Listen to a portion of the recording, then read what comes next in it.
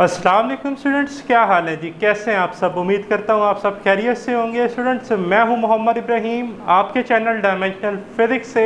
और प्यारे स्टूडेंट्स, आज हम डिस्कस करने वाले हैं क्लास 11 फिज़िक्स चैप्टर नंबर 6 है जी, फ्लूइड डायनामिक्स। और बड़ा ही इंपॉर्टेंट लॉन्ग क्वेश्चन है, मार्क कर लें।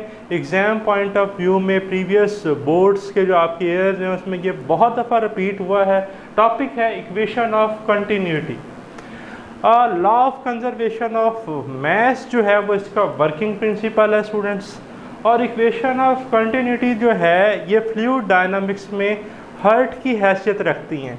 दो बड़े इंपॉर्टेंट्स हमारे पास जो है लॉन्ग क्वेश्चन है इस चैप्टर में, इक्वेशन ऑफ कंटिन्यूटी जिसे आज हम डिस्कस करेंगे, और एक है बर्नौलीज इक्वेशन जिसे हम इससे नेक्स्ट वीडियो लेक्चर में वेरी सून इंशाल्लाह डिस्कस करेंगे।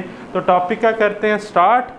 मार्क कर लें सबसे पहले कि ये क्या आता है जी पेपर में, लॉन्ग क्वेश्चन। अब लॉन्ग का मतलब है कि इसके अंदर बहुत सारे एमसीक्यूज छुपे हुए हैं, इससे शॉर्ट क्वेश्चन भी बन सकते हैं। तो हम इसका डिटेल एनालिसिस करेंगे। टॉपिक बड़ा ही मज़ेदार, बड़ा ही आसान।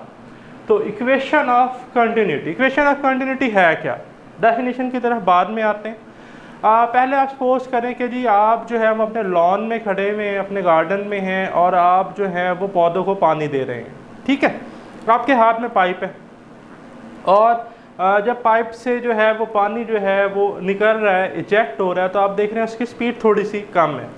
ठीक है, आप क्या करते हैं, उसका एरिया थोड़ा सा प्रेस करते हैं, एरिया कम करते हैं, तो आप देखते हैं कि जो आपकी स्पीड ऑफ इजेक्टेड वाटर है वो क्या हो गई, ज़्यादा, या स्पीड ऑफ फ्लूइड क्या हो गई, ज़्यादा। तो आपने ये ऑब्ज़र्व किया, एरिया कम करने से स्पीड ज़्यादा हुई, और जब एरिया ज़्यादा था तो स्पीड कम थी। तो इक्वेशन ऑफ कंटिन्यूटी ये कहती है the product of cross sectional area of pipe and speed of ejected fluid remains constant. जो प्रोडक्ट है ना cross sectional area of pipe का और फ्लूइड की स्पीड का, वो क्या रहेगा, हमेशा कांस्टेंट। यह इसकी एक और स्टेटमेंट है कि volume flow rate remains constant. अब ये फ्लो रेट क्या होता है? तो ये कहता है equation of continuity for an ideal fluid volume flow per second. For example जी 5 सेकंड में ना जो है सिलेक्टेड अमाउंट ऑफ वाटर जो है वो निकाल रहा था जब उसका एरिया क्या था, ज़्यादा था। तो अगले 5 सेकंड में एरिया कम करने से भी वाटर जो है वो उतना ही निकलेगा जितना पहले निकल रहा था। यानी कि थ्रू आउट जो वॉल्यूम ऑफ इजेक्टेड वाटर है पर सेकंड, उस पर कोई इफेक्ट नहीं होगा। ठीक है, तो स्टेटमेंट याद रखिएगा कि फॉर एन आइडियल फ्लूइड। अब आइडियल फ्लूइड मैं दोबारा रिकॉल करवा दूँ, हमने डिटेल में पढ़ा था, नॉन विस्कस जिसकी विस्कोसिटी ज़ीरो हो, इनकम्प्रेसिबल जिसकी डेंसिटी कांस्टेंट हो, यूनिफॉर्म हो, स्टीडी हो, लैमिनार हो, ठीक है जी, और हमारे पास इरोटेशनल हो, इरोटेशनल। ओके, ये इसकी क्या थी कैरेक्टरिस्टिक्स, प्रॉपर्टीज़, ये आपने बात याद रखनी है। तो डेफिनेशन क्या है जी, for an ideal fluid the volume flow per second, जिसे हम फ्लो रेट कहते हैं, ऑलवेज रिमेन्स कांस्टेंट। ठीक है जी।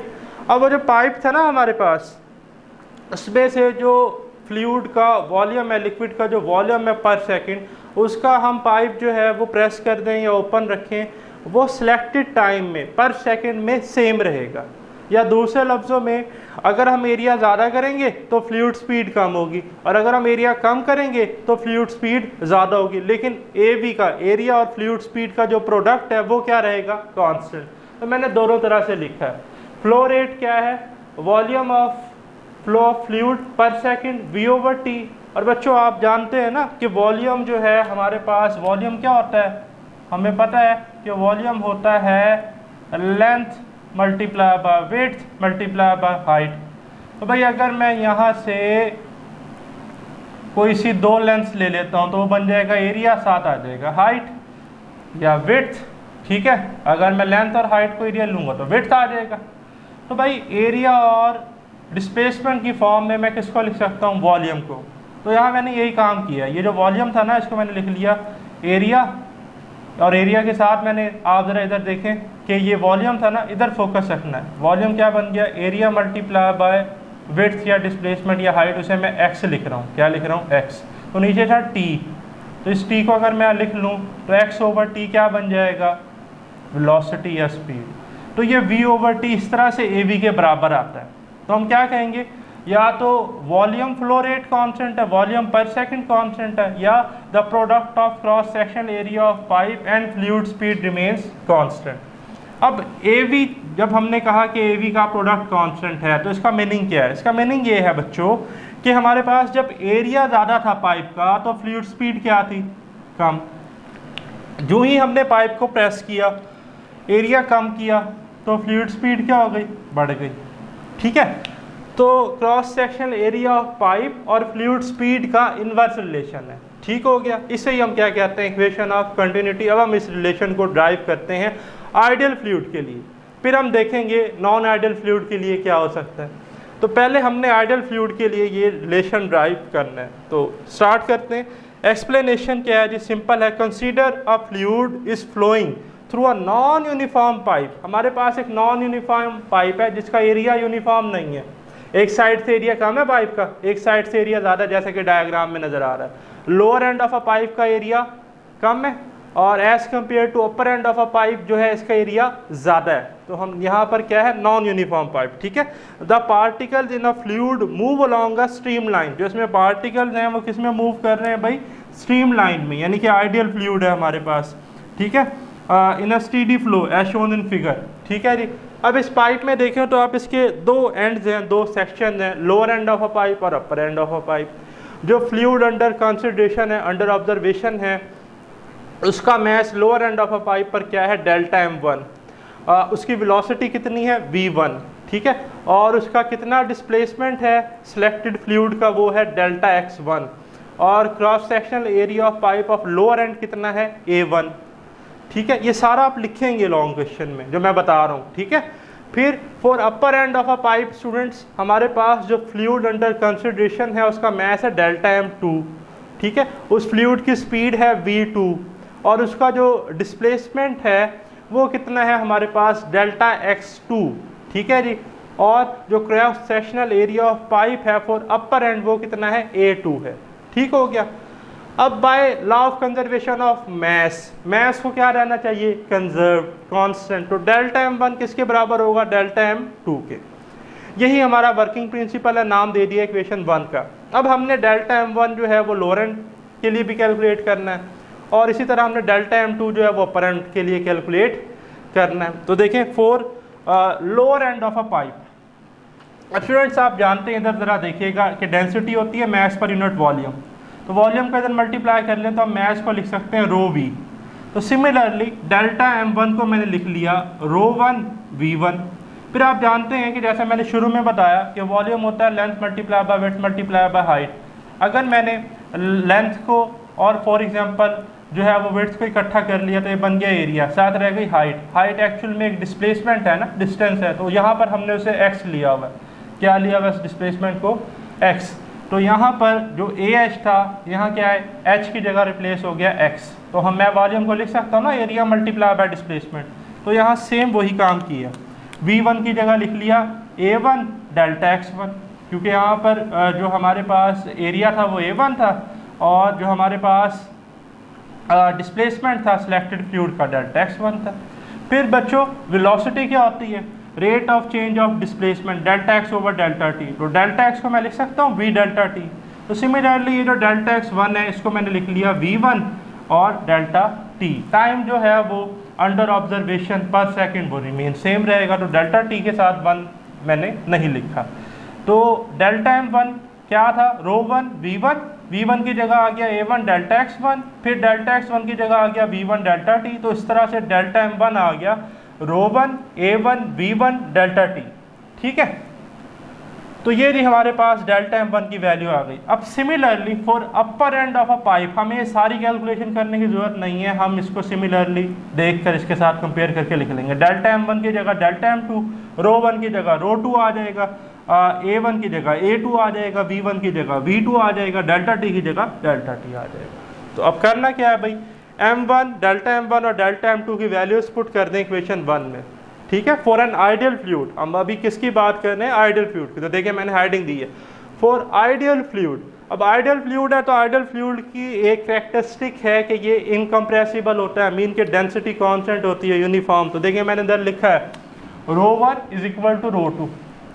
सो डेल्टा M1 की जगह आ गया rho one A1 B1 delta T is equal to delta M2 की जगह आ गया रो to A2 B2 delta T.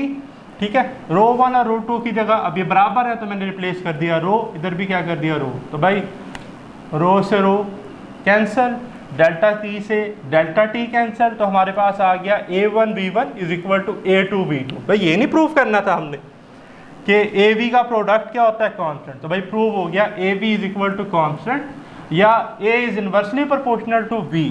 ठीक है, फ्लूइड स्पीड जो है वो एक पाइप की उसका क्रॉस सेक्शनल एरिया के साथ इनवर्स रिलेशन है। ठीक है, एरिया ऑफ क्रॉस सेक्शन जो है वो ज़्यादा होगा तो फ्लूइड स्पीड कम होगी, और अगर फ्लूइड स्पीड ज़्यादा होगी तो एरिया ऑफ क्रॉस सेक्शन कम होगा। या हम कह सकते हैं कि वॉल्यूम फ्लो रेट, या फ्लो रेट इसे हम सिंपली कहते हैं, या वॉल्यूम ऑफ इजेक्टेड फ्लूइड पर सेकंड वो क्या रहेगा, कांस्टेंट रहेगा। तो AV V/T ये कांस्टेंट रहेगा। अब पेपर में ना अक्सर आ जाता है MCQs कि भाई AV का यूनिट क्या है या V/T का यूनिट क्या है। भाई AV तो VT के बराबर है, तो जो VT का यूनिट होगा वही AV का होगा। तो वॉल्यूम का यूनिट होता है मीटर क्यूब, वॉल्यूम का यूनिट क्या होता है बच्चों, मीटर क्यूब, और टाइम का होता है सेकंड। तो V/T का यूनिट क्या बनेगा, मीटर क्यूब पर सेकंड, मीटर क्यूब पर सेकंड। तो AV का यूनिट भी क्या होगा, मीटर क्यूब पर सेकंड, क्योंकि बराबर है।